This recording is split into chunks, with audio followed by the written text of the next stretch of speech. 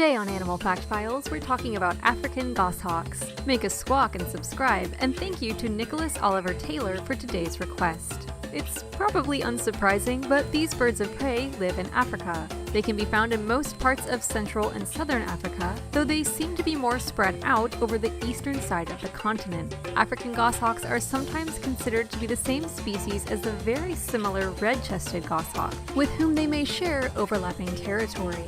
Currently, these birds are separated into different species, but new information may eventually see them being placed in the same taxon.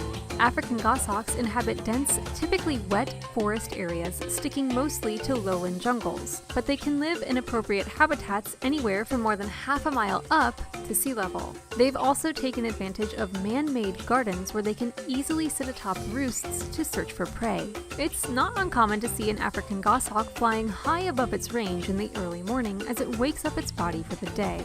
African goshawks are predators to other birds, including shrikes and falcons. They will also take small mammals like squirrels and bats, and sometimes even reptiles and arthropods. As is typical with birds of prey, the lady African goshawks are larger, and they will often take larger meals than the males. African goshawks have specialized wings for hunting in their dense habitats. Instead of coming to a point, their wings are rounded and short, giving them more maneuverability between trees. Their large tails act like a rudder in flight, and they can turn without first needing to slow down. This trait has made them a popular bird for falconry. African goshawks themselves can be taken by other birds of prey like peregrine falcons. In some areas where African goshawks occur, they may breed almost year-round, though they do tend to have a season in which they are more receptive to raising young. A pair remains monogamous during their lifetimes, and one or both of the individuals will put on a mating display for their partner. These displays can end with steep dives in which African goshawks can reach more than 130 miles per hour. That's about double the top speed of a cheetah. After these displays, the pair will go about building a nest or fixing up a nest from the previous season.